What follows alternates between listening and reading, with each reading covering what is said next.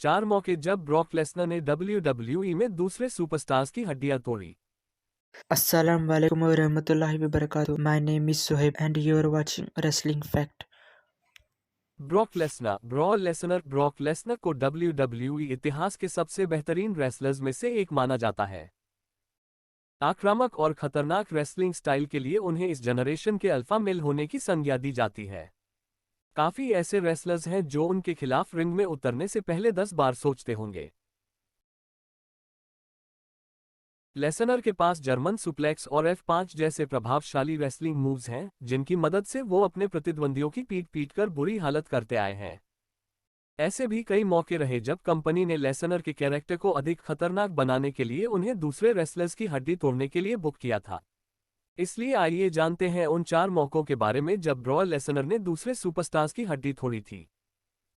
Number 4, triple H. साल 2012 और 2013 के समय ब्रॉक लेसनर और ट्रिपल एच की दुश्मनी चरम पर थी, जहां उनके बीच रेसलमेनिया 29 समेत कई एक्शन से भरपूर मैच लड़े गए।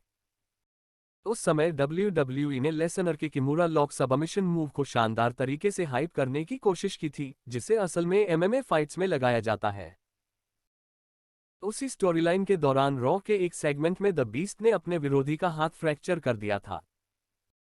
वहीं जब ठीक होकर उन्होंने समरस्लैम 2012 में लेसनर के खिलाफ मैच के लिए वापसी की, तब उस फाइट के दौरान भी द बीस्ट ने ट्रिपल एच के हाथ को किमूरा लॉक लगाकर क्षति पहुंचाई थी। Number 3, the Undertaker. Brock Lesnar ने साल 2002 में अपना WWE मेन रोस्टर डेब्यू किया और आते ही उन्हें बहुत बड़ा पुश मिलना शुरू हो गया था। उसी साल अक्टूबर महीने के एक स्मैकडाउन एपिसोड में अंडरटेकर का मैट हार्डी से फॉल्स काउंट एनीवेयर मैच हुआ।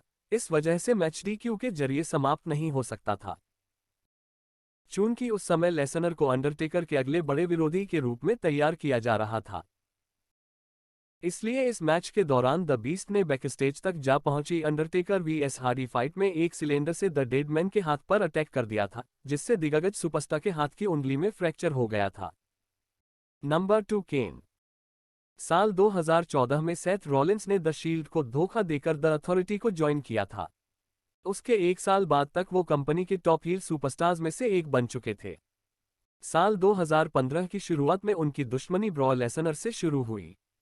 आपको याद दिला दे कि बैटल ग्राउंड 2015 में रॉलिंस को द बीस्ट के खिलाफ अपनी WWE चैंपियनशिप बेल्ट को डिफेंड करना था। उस मैच के लिए रॉ में एक कॉन्ट्रैक्ट साइनिंग सेगमेंट हुआ, जिसमें लेसनर ने अटैक करने का प्रयास किया, लेकिन रॉलिंस वहां से भाग निकले, मगर द अथॉरिटी मेंबर केन वहीं मौजूद रहे।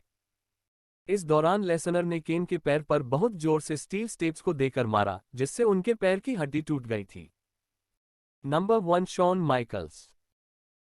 जैसा कि मैंने आपको बताया कि 2012-2013 के समय में ट्रिपल एच और ब्रॉक लेसनर एक दूसरे के सबसे बड़े दुश्मन हुआ करते थे। समरस्लैम 2012 के लिए उनके मैच को जबरदस्त तरीके से हाइप किया गया था, जिसमें शॉन माइकल्स भी नजर आए। उस साल समरस्लैम से पूर्व आखिरी रॉ एपिसोड में माइकल्स और पॉल हेमन की गाड़ी टकरा गई थी, जिससे WWE हॉल ऑफ फेमर ने हेमन पर काफी गुस्सा निकाला। इससे लेसनर अपना आपा खो बैठे और माइकल्स को गाड़ी में से निकाला और कंधों पर उठाकर रिंग में ले आए। रिंग में द बीस्ट ने उन्हें बुरी तरह पीटा और किमूरा लॉक लगाकर उनका हाथ भी तोड़ा, लेकिन ट्रिपल एच के पास खड़े रहकर इस सबको देखने के अलावा कोई विकल्प नहीं था। तो वह 4 सुपरस्टार ये थे। कल क्राउन ज्वेल के लिए आप में कौन?